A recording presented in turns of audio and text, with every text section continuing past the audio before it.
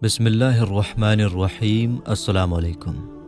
दोस्तों, social media के ज़रिए या अपनी मस्जिदों के इमामों के ज़रिए या जलसा जुलूस में मुकर्रिरों के ज़रिए आप सब ये सुन चुके होंगे कि हज़रत इब्राहीम अलैहिस्सलाम कहाँ पैदा हुए, उन्हें उनकी कौम ने किस जुर्म में आग में डाला और उनको अपना घर छोड़ने पर क्यों मजबूर किया। इस पर मैंने भी एक डिटेल वीडियो बनाया है। आई बटन पर क्लिक करके आप डिटेल में देख सकते हैं। फ़िलहाल इस वीडियो में हम आपको सारा कुछ शॉर्ट और आसान तरीके से समझाने वाले हैं, इसलिए इस वीडियो को पूरा आखिर तक ज़रूर देखिएगा। दोस्तों, अल्लाह ताला हर दौर में अपने नेक बंदों को आजमाइशों में डालता रहा है। ख़ासकर अंबिया इकराम तरह तरह की आजमाइश और इम्तिहान से गुजरे हैं। उनमें हज़रत इब्राहीम अलैहिस्सलाम कई बार मुश्किल तरीन आजमाइशों से गुजरे और अल्लाह के फ़ज़ल और करम से वो हर बार कामयाब रहे। अल्लाह ताला ने अपने बंदों को सही रास्ता दिखाने के लिए कमोबेश 1,24,000 अंबिया इकराम को दुनिया में भेजा, जिनका सिलसिला हज़रत आदम अलैहिस्सलाम से लेकर इमामुल अंबिया हुज़ूर रहमत आलम सल्लल्लाहु ताला अलैहि वसल्लम तक चलता रहा।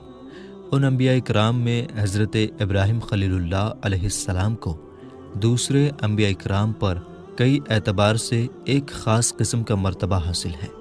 अल्लाह ताला ने कुरान पाक में उनका ज़िक्र कई बार फरमाया और मुसलमानों को उनकी ज़िंदगी और क़ुरबानियों से सबक लेने का हुक्म दिया, ताकि मुसलमान उनके बताए हुए तरीक़े पर अमल करके अपनी दुनिया और आखिरत संवार सकें। तो दोस्तों, आज से तकरीबन 4000 साल पहले हज़रत इब्राहीम अलैहिस्सलाम इराक़ की सरज़मीन पर पैदा हुए। आपकी पैदाइश के बाद आपके वालिद आपको लेकर बाबिल चले गए, जहाँ पर नमरूद की बादशाहत थी, जो बड़ा जालिम बादशाह था। वो लोगों से अपनी पूजा करवाता था। हज़रत इब्राहीम अलैहिस्सलाम जिस ज़माने में तशरीफ़ लाए, वो ज़माना बुत परस्ती का ज़माना था, अंधेरा ज़माना था। लोग हकीकी खुदा को भूल गए थे और चाँद, सूरज, सितारों और बुतों की पूजा करते थे, और इनकी मोहब्बत उनके दिलों में इस तरह बैठी हुई थी कि उनके सामने हकीकी खुदा की बात करना इतना बड़ा जुर्म था कि उसे वो बर्दाश्त नहीं कर सकते थे। लेकिन हज़रत इब्राहीम अलैहिस्सलाम अल्लाह के नबी थे, उन्हें अल्लाह का पैगाम उन तक पहुंचाना था। इसलिए उन्होंने अपनी कौम के सामने अल्लाह के पैगाम को पेश किया, और उनकी कौम के लोग जिनकी पूजा करते थे, सबूतों और दलीलों के ज़रिए उनका रद्द किया। हज़रत इब्राहीम अलैहिस्सलाम ने फरमाया कि ऐ मेरी कौम, ये चाँद, ये सूरज और ये सितारे तुम्हारे खुदा कैसे हो सकते हैं, जबकि ये एक वक्त में निकलते हैं और दूसरे वक्त में डूब जाते हैं। खुदा तो वही होगा जो हमेशा से हो और हमेशा रहेगा। ये बुत तुम्हारे खुदा कैसे हो सकते हैं? ये ना कुछ सुनते हैं, ना कुछ देखते हैं, ना ही तुम्हें कोई फ़ायदा और नुकसान पहुंचा सकते हैं। ये बिल्कुल बेबस और लाचार हैं। तुम इनकी पूजा ना करो, बल्कि सिर्फ अल्लाह की इबादत करो। तो जवाब में आपको धमकियां दी गई और आपकी कौम बुत परस्ती और शिर्क पर अड़ी रही और इन बातों को मानने से इनकार कर दिया जो आप कहा करते थे। कुरान करीम में उन बातों को यूँ बयान किया गया है। तर्जमा है, चचा आज़र ने कहा, ऐ इब्राहीम, क्या तू मेरे खुदाओं से मुंह मोड़ता है? अगर तुम अपनी हरकतों से बाज नहीं आए तो सुनो, मैं तुम्हें संसार करूँगा, यानी इतना पत्थर बरसाऊँगा कि तुम मर जाओगे और तुम मुझसे लंबे ज़माने तक के लिए अलग हो जाओ। आपकी कौम की तरफ से कोई जवाब ना बना, सिवाय इसके कि उन्होंने कहा कि इब्राहीम को कत्ल कर डालो या उसे जला दो। मगर हज़रत इब्राहीम अलैहिस्सलाम अपनी कौम की धमकियों से नहीं डरे, बल्कि जिसका हुक्म उनके रब की तरफ से उन्हें मिला था, वो उस पर अमल करते रहे। फिर एक ऐसा मौका आया जब उनकी कौम हर साल की तरह अपने सालाना मेले में जाने लगी, जो उनके बुतों के नाम पर लगाया जाता था, और वो कौम उस मेले में जाकर खेल कूद और तरह तरह की बुराइयों में लगी रहती थी। फिर वहाँ से वापस आकर वो लोग अपने बुत खाने में बुतों की पूजा करते थे और अपने अपने घरों को चले जाते थे।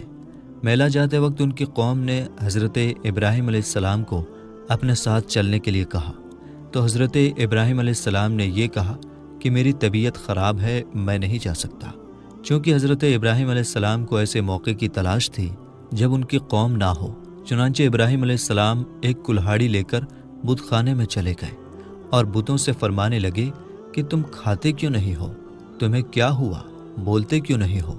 جب کوئی جواب ان بتوں کی طرف سے حضرت ابراہیم علیہ السلام کو نہیں ملا تو حضرت ابراہیم علیہ السلام نے اسی کلہاڑی سے ان سارے بتوں کو توڑ کر چکنا چور کر دیا، اور ان میں جو بڑا بت تھا اسے چھوڑ دیا اور اسی کے ہاتھ میں کلہاڑی رکھ دیا، تاکہ ان کی قوم واپس آ کر اسی سے سوال کریں۔ چنانچہ جب ان کی قوم میلے سے واپس آئی اور بت خانے میں جا کر بتوں کا یہ حال دیکھا تو ایک دوسرے سے پوچھنے لگے کہ یہ کس نے کیا؟ قرآن کریم میں اللہ تعالیٰ فرماتا ہے کہ ان کی قوم نے کہا، جس نے ہمارے خداؤں کے ساتھ یہ کام کیا ہے بے شک وہ ظالم ہے، معاذ اللہ۔ ان میں سے کچھ بولے، ہم نے ایک جوان کو انہیں برا بھلا کہتے سنا ہے جسے ابراہیم کہتے ہیں۔ وہ کہنے لگا تو اسے لوگوں کے سامنے لاؤ، شاید وہ گواہی دے دے کہ ان بتوں کے ساتھ یہ حرکت کس نے کی ہے۔ ان کافروں نے کہا، اے ابراہیم، کیا تم نے ہی ہمارے خداؤں کے ساتھ یہ کام کیا؟ حضرت ابراہیم علیہ السلام نے فرمایا، ان کے اس بڑے نے کیا ہوگا، ان سے پوچھو اگر بولتے ہیں۔ تو ان لوگوں نے کہا کہ یہ کیسے بول سکتے ہیں بھلا؟ یقیناً یہ حرکت تم ہی نے کیا ہے، تم ہی ظالم ہو، معاذ اللہ۔ حضرت ابراہیم علیہ السلام نے ان بتوں کے ساتھ یہ حرکت اس لیے کیا تاکہ ان کی قوم یہ جان لے کہ جن کی وہ پوجا کرتے ہیں جب وہ اپنی حفاظت نہیں کر سکتے تو وہ ان کی حفاظت کیا کریں گے۔ جب حضرت ابراہیم علیہ السلام نے بت خانے کے سارے بتوں کو توڑ ڈالا سوائے بڑے بت کے، تو ان کا یہ کام ان کی پوری قوم اور نمرود پر بڑا بھاری گزرا۔ چنانچہ ان لوگوں نے مل کر یہ فیصلہ کیا کہ حضرت ابراہیم علیہ السلام کو آگ میں ڈال دیا جائے، تاکہ آنے والے زمانے میں کوئی بھی بتوں کے ساتھ ایسا کرنے کی ہمت نہ کرے۔ چنانچہ پوری قوم لکڑیاں جمع کرنے لگی، یہاں تک کہ اگر کوئی بیمار پڑ جاتا یا کسی کا کوئی کام نہ ہوتا تو منت مانتا کہ اگر مجھے شفا مل گئی یا میرا کام بن گیا تو میں ابراہیم علیہ السلام کو جلانے کے لیے لکڑیوں کا گٹھا دوں گا۔ ایک زمانے تک ان کی قوم لکڑیاں جمع کرتی رہی۔ جب لکڑیوں کا پہاڑ کھڑا ہو گیا تو ایک بہت ہی گہرا گڈھا کھودا گیا اور لکڑیوں کے اس ڈھیر کو اس گڈھے میں ڈال دیا گیا۔ کہتے ہیں کہ بہت گہرائی میں ہونے کے باوجود بھی لکڑیوں کا ڈھیر آسمان سے باتیں کر رہا تھا۔ جس دن لکڑیوں کے ڈھیر میں آگ لگائی جانی تھی اس سے پہلے شیطان نمرود کی بارگاہ میں پہنچا اور بولا، بادشاہ سلامت، جب لکڑیوں کے اس پہاڑ میں آگ لگے گی تو اس کی تپش کی وجہ سے کوئی بھی اس کے قریب نہیں جا سکے گا، لہٰذا آپ ابراہیم کو آگ میں کیسے ڈالیں گے؟ یہ وہ سوال تھا جو نمرود کے دماغ میں نہیں آیا تھا۔ شیطان نے جب نمرود کو پریشان دیکھا تو فوراً بولا، تم پریشان کیوں ہوتے ہو؟ میں ہوں نا، تم بس ایسا کرو، اپنا ایک بہترین آدمی میرے حوالے کر دو، میں اسے ایسی مشین بنانا سکھا دوں گا جس سے کسی بھی چیز کو کافی دور سے پھینکا جا سکتا ہے۔ چنانچہ حضرت ابراہیم علیہ السلام کی قوم میں سے ایک بہترین کاریگر کو چنا گیا اور اسے شیطان کے حوالے کر دیا گیا۔ شیطان نے جس مشین کے بارے میں نمرود سے کہا تھا اسے منجنیق کا نام دیا گیا۔ منجنیق بنانے والے شخص کا نام ہیزن تھا۔ جس شخص نے منجنیق کو بنایا اللہ تعالیٰ نے اسے زمین میں دھسا دیا اور وہ قیامت تک زمین میں دھستا ہی رہے گا۔ روایتوں میں آیا ہے کہ شہر کے لوگ کئی مہینے تک میدان میں لکڑیاں جمع کرتے رہے۔ اصل میں نمرود کی قوم لکڑیاں جمع کرنے کا کام اپنے باطل خداؤں، اپنے جھوٹے خداؤں کی خوشی حاصل کرنے کے لیے کر رہی تھی، تاکہ پتھر کے وہ سب خدا ناراضگی ختم کر دیں اور حضرت ابراہیم علیہ السلام کے ہاتھوں ہونے والے نقصان کی بھرپائی ہو سکے۔ لکڑیاں جمع کرنے کے بعد 7 دن اور 7 رات پوری قوم اس میں آگ لگا کر اسے بھڑکاتی رہی، یہاں تک کہ اس کے شعلے فضا میں آسمان تک اس طرح بلند ہو گئے کہ اگر کوئی پرندہ اس آگ سے گزرتا تو جل جاتا۔ آگ بہت زیادہ بھڑک رہی تھی۔ اللہ کے خلیل حضرت ابراہیم علیہ السلام کو موٹی رسیوں میں جکڑ کر منجنیق کے پلڑوں میں بٹھا دیا گیا۔ ابلیس کے مکروہ چہرے پر شیطانی مسکراہٹ تھی۔ وہ بھیس بدل کر اس پورے کام کی نگرانی کر رہا تھا۔ جس وقت پیغمبر خدا حضرت ابراہیم علیہ السلام منجنیق کے ذریعے آگ کے اس خوفناک سمندر میں ڈالے جانے والے تھے، اس وقت فرشتے، زمین و آسمان کی ساری مخلوق چیخ اٹھی کہ یا رب، تیرے خلیل پر کیا قیامت گزر رہی ہے۔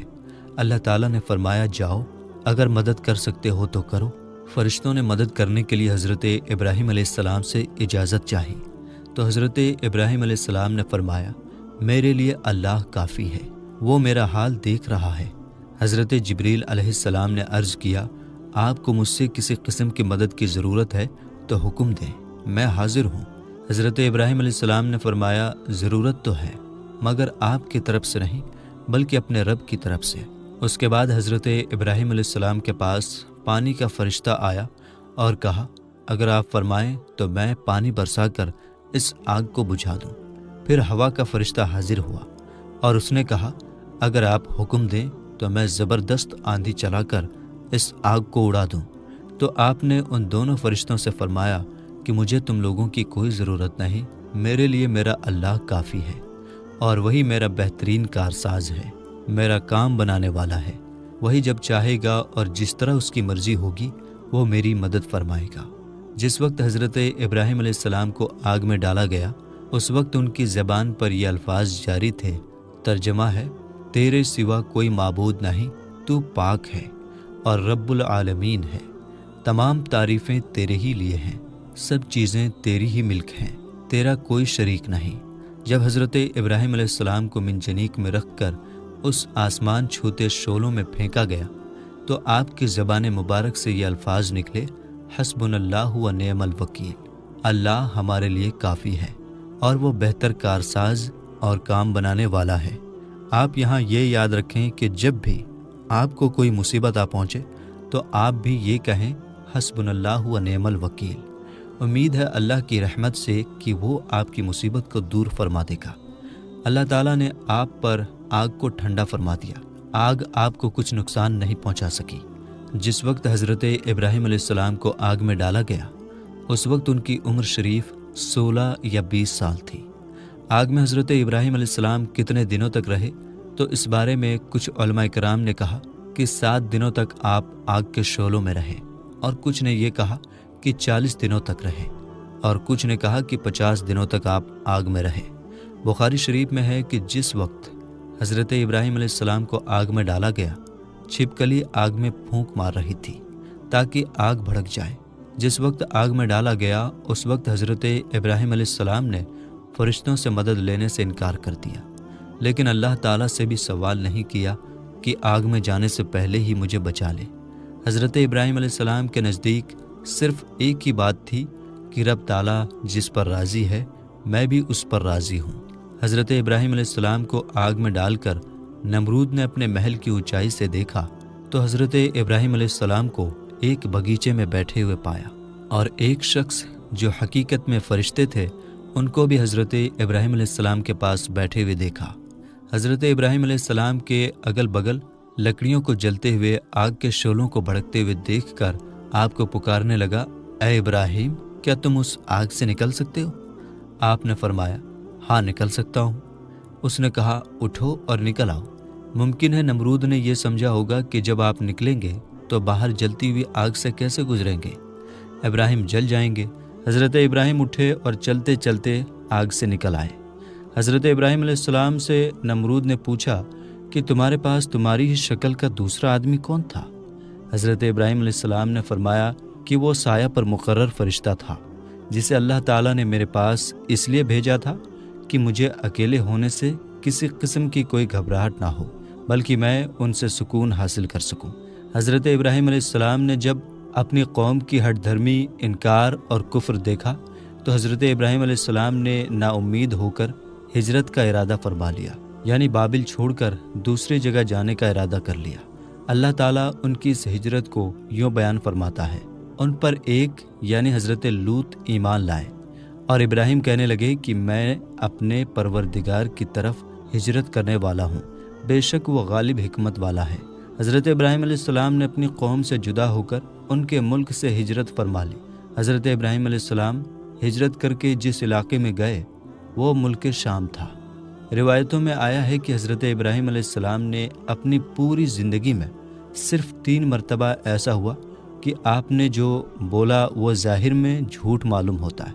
नंबर 1 ये कि मैं बीमार हूँ, यानी जब उनकी कौम ने उस मेले में हज़रत इब्राहीम अलैहिस्सलाम को चलने के लिए बोला जो मेला उनके बुतों के नाम पर लगाया जाता था, تو حضرت ابراہیم علیہ السلام نے ستاروں کی طرف دیکھ کر فرمایا تھا کہ میں بیمار ہوں، اور جب ان کی قوم چلی گئی تو حضرت ابراہیم علیہ السلام نے بت خانے کے سارے بتوں کو توڑ ڈالا۔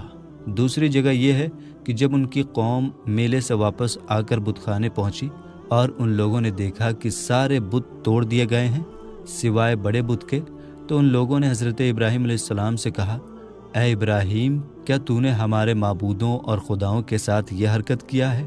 تو حضرت ابراہیم علیہ السلام نے جواب میں کہا تھا کہ ان کے بڑے نے کیا ہوگا، یعنی جو بت صحیح سلامت ہے اس نے توڑا ہوگا۔ تو حضرت ابراہیم علیہ السلام نے بظاہر یہاں پر ایسا بولا جو جھوٹ لگتا ہے۔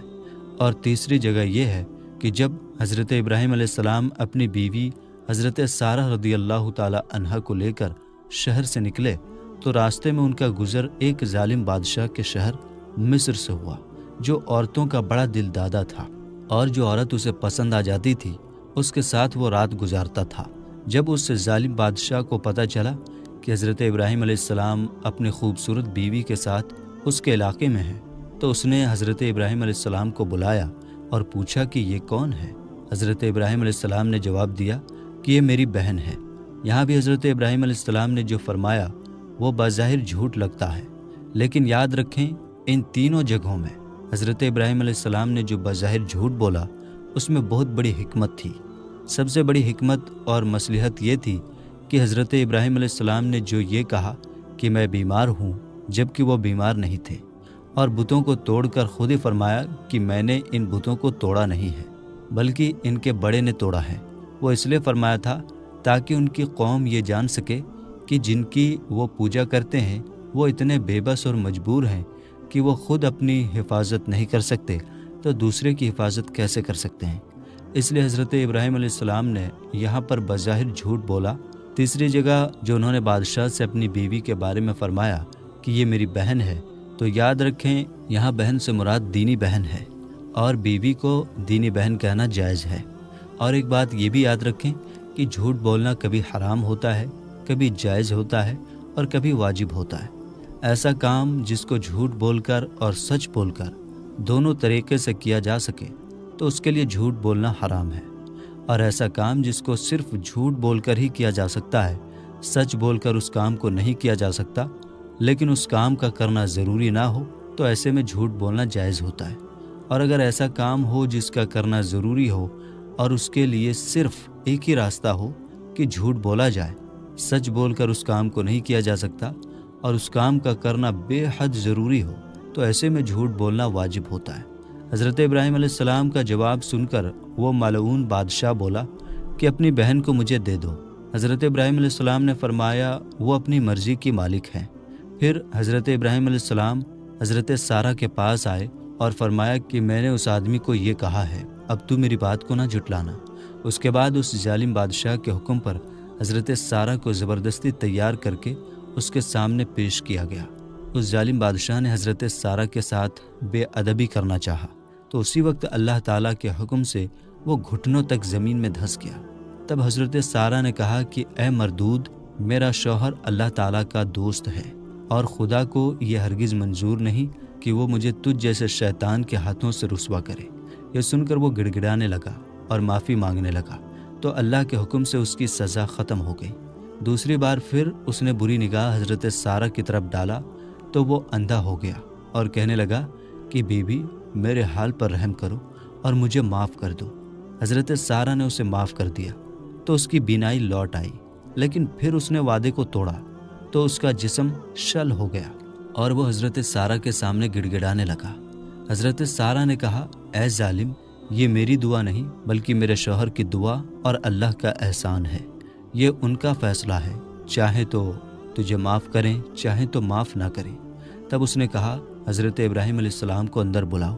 اس شخص کے حال پر حضرت ابراہیم علیہ السلام نے دعا کی اور اللہ تعالیٰ نے اس کو تندرستی عطا کی۔ اس پر بادشاہ نے شکر ادا کیا اور ایک نیک بخت بی بی حضرت سارہ کی خدمت میں پیش کیا اور کہا کہ میں نے آپ کی بے حرمتی کی کوشش کی اور بری نگاہ ڈالنا چاہا، مگر تمہارے کرم کے شکرانے میں میری ساری مصیبتیں دور ہو گئی، اس لیے میں تمہیں اپنی نیک کنیز بی بی ہاجرہ کو تحفے میں دیتا ہوں، جو گناہ مجھ سے ہوئے ہیں معاف کر دیجیے۔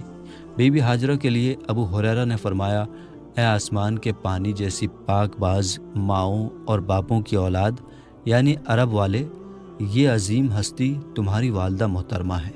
حضرت سارہ کے ساتھ جو بھی ہوا، بند کمرے میں ہونے کے باوجود اللہ پاک نے ان کے اور حضرت ابراہیم علیہ السلام کے بیچ پردہ ہٹا دیا، اور حضرت ابراہیم علیہ السلام سب کچھ دیکھ رہے تھے۔